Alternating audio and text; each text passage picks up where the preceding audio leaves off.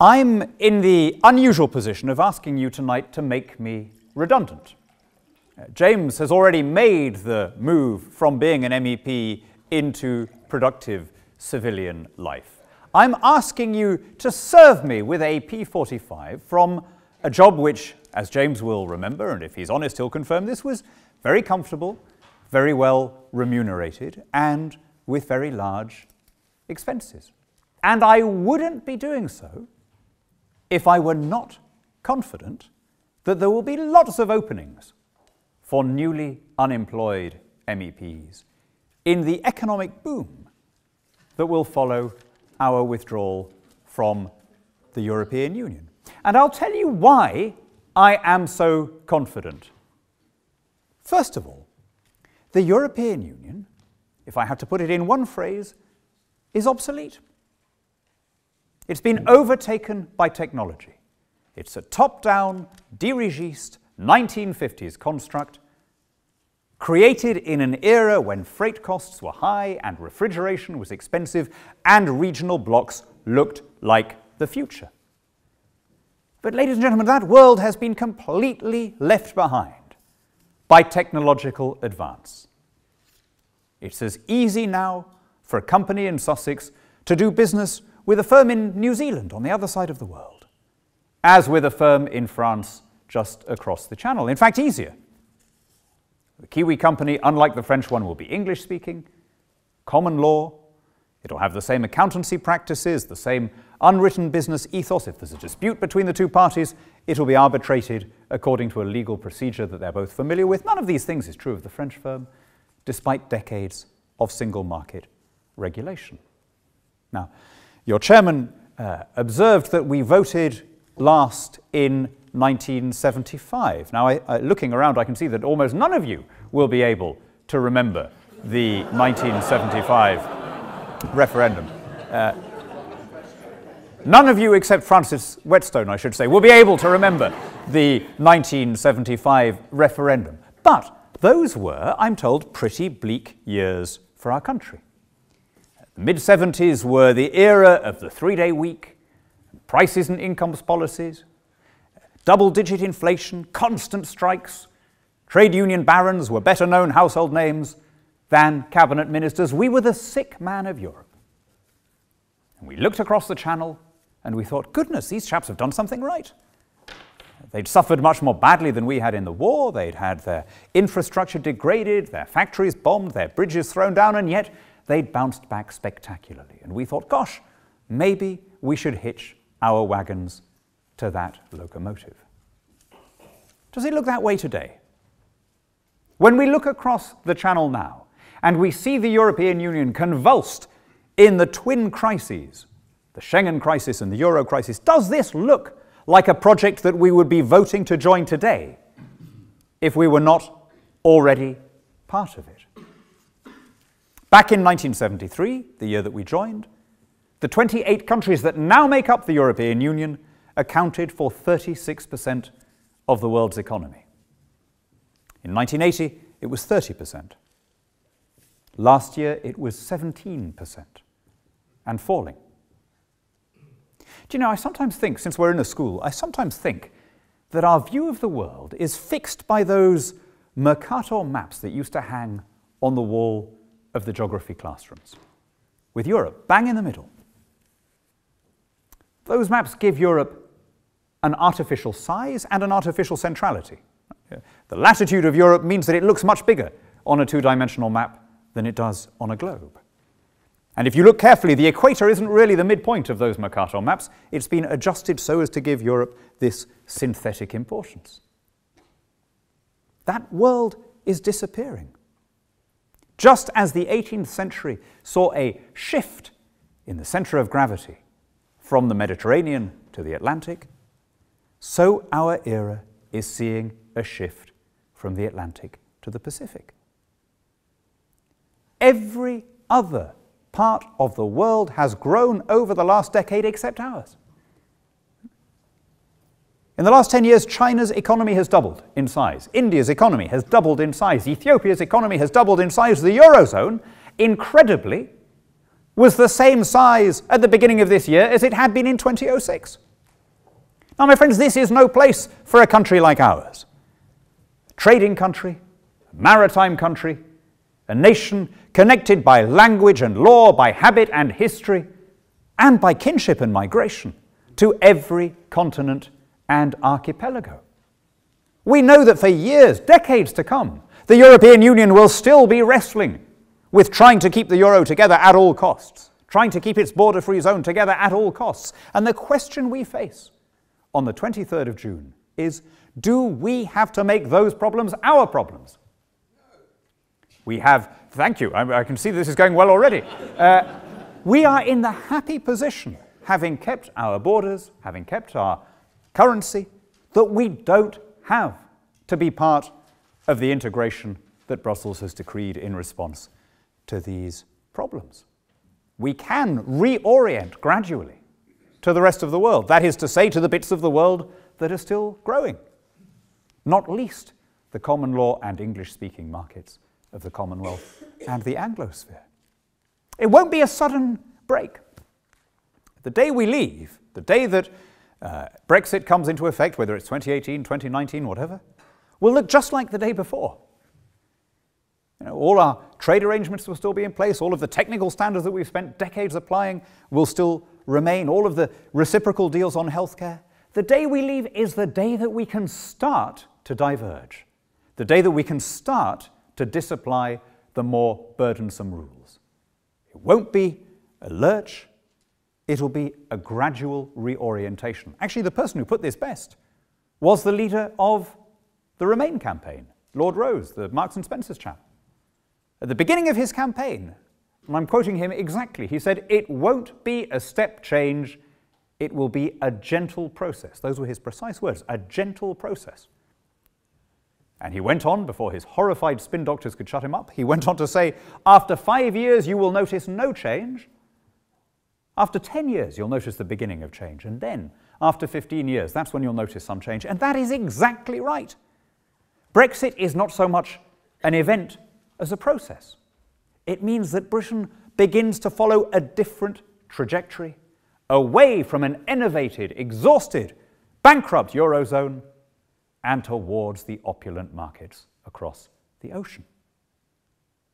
We are paying, in order to belong to the world's only stagnant customs union, we are paying £20 billion gross, £10 billion net every year. Now, I know there's always a great controversy about these figures. When you take the £20 billion gross figure, immediately the Remainers say, yeah, but some of that money is rebated and some of it is spent here. Yeah, not spent on things we'd have chosen for ourselves. It's very often spent on advertising or aggrandizing the European Union or on purchasing the loyalty of powerful and articulate groups. How many of you in this room have been councillors or have stood for council office? I can see one or two of you, right?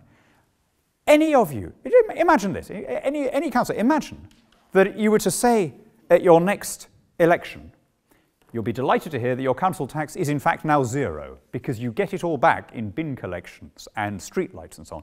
That's the exact equivalent. That's exactly the argument that they make when they say we should count only the net rather than the gross figure. But I think that the much higher price we pay is not the financial one, which, by the way, since we're talking about council tax, could give the entire country a 71% rebate on their council tax in perpetuity if you wanted to capitalize its value that way.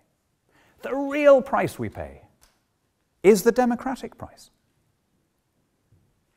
We fought a civil war in this country in order to establish the principles that laws should not be passed nor taxes raised except by our own elected representatives. This county was more active than most in the parliamentary cause, in pressing those sublime ideals. And now, where do our laws come from in Brussels? Not just by people that you didn't vote for, but by people that nobody voted for. By European commissioners invulnerable to the ballot box. You'll often hear it said that the European Commission is undemocratic in the sense that nobody votes for it. But you know what? Uniquely in the world, we have contrived a system that is in fact anti-democratic in the sense that you generally have to lose an election before you get sent to the European Commission. So it's only when, like Neil Kinnock or Chris Patton or Peter Mandelson, or indeed now Jean-Claude Juncker, who just lost the election in Luxembourg, it's only when you have been expressly rejected by your voters that you are invited to come and legislate for them anyway. Now, ladies and gentlemen, I submit that if this country were run in such a fashion, if we were administered by 28 unelected British commissioners, and if those unelected British commissioners, as a result of being immune to public opinion, invulnerable to the verdict of the urns, had come out with such spectacular disasters as the euro, the Schengen zone, the common agricultural policy, the common fisheries policy, the overregulation of small business and so on, we'd all be against that. I hope. That wouldn't make us anti-British. It wouldn't make us Anglo-skeptics. It would make us Democrats. One last thought before I hand over to James. There is, in a lot of British people, quite understandably, I think it's part of human nature, there is a natural risk aversion or change aversion. And this is what the inside are relying on. They know that nobody is enthusiastic about the EU. I mean, the one thing that you couldn't accuse the Remain side of is an excess of sunny optimism in this campaign.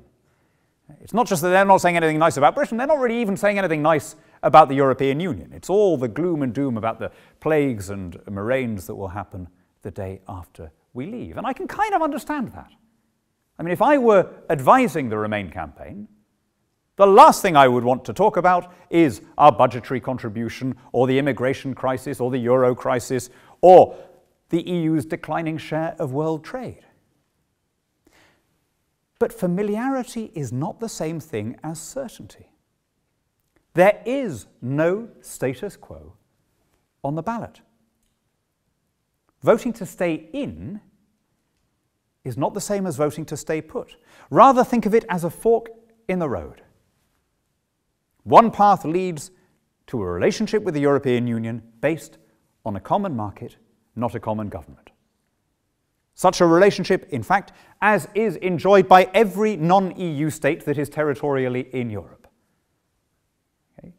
You can travel from non-EU Iceland to non-EU Turkey without bumping into any tariffs.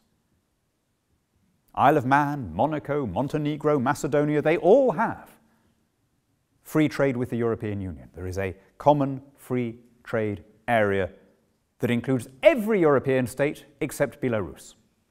And I've never heard anyone in Brussels seriously suggest that if Britain left the political institutions of the EU, we'd be somehow excluding ourselves from that free trade area.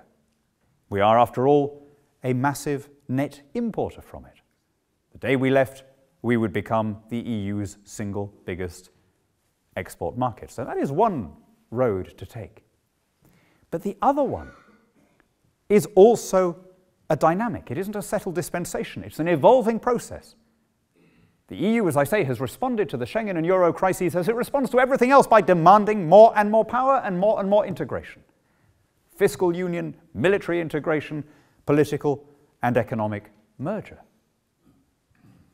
That is not the same as staying where we are. If I could switch the metaphor a little bit, it's a bit like being on a bus. And at the front of the bus, very clearly marked, is the destination, a united Europe. The bus driver, now that you descry his features under his peaked cap, he bears an uncanny resemblance to Jean-Claude Juncker. The bus driver, just in case anyone has missed the point, keeps turning around and telling you what the intervening bus stops are. Harmonization of taxes, harmonization of social security, harmonization of military capacity. He said the other day, we need a European army, not to use it, but just to scare Vladimir Putin. He really said that. Now, I'm not any kind of expert on Vladimir Putin's psychology, but of all the things that keep the Russian despot up at night, I doubt that one of them is the prospect of Jean-Claude Juncker saying to NATO, hey, don't worry, guys, we'll take this one from here. That's the way we're headed. Now, if you want the status quo, or the closest thing to the status quo, what do? Do you literally remain immobile on that bus, rooted to your seat as it purrs along its route? Or isn't the wiser choice to disembark and to wave the bus amicably on its way? In other words, to say to our friends and our allies in Europe, guys, if this is what you want to do, to have your single currency, your single foreign policy, your president of Europe and all the rest of it, fine, fine. Do it with our goodwill, do it with our blessing. You'll always be able to rely on our open markets, on our military alliance, on our diplomatic support, but we will not bargain with our democracy. We will not compromise our independence.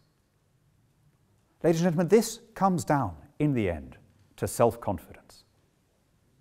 Do we believe that we have the capacity to thrive as an independent country, living under our own laws? If we can't, it's difficult to see who else can. There are 193 states and territories represented at the United Nations. 165 of them are not in the European Union, and some of those are doing very well, and they don't feel any need to rush into regional blocs and surrender their sovereignty. If we're too small to survive, how do they all manage? We're the 5th largest economy in the world. We're the 5th military power. We're one of 5 permanent seat holders on the UN Security Council. Our language is the most widely learned by the human species. We have the world's capital city. How much bigger do we have to be before we're able to run our own affairs in our own interests, trading with our friends and allies, but making our own legislation? It comes down to self-belief. It comes down to confidence. Now, I realize that this was a long, cold, dreich winter. We were getting frosts well into May, but look around you now. Where would you rather be on such a day than here in this gorgeous corner of Sussex? After that long, chilly period, we feel the season pulsing in the air around us. We feel life quickening under our feet. The best for this country is yet to come. Our song has not yet been sung. High on the Sussex Downs, the larks and the linnets are singing.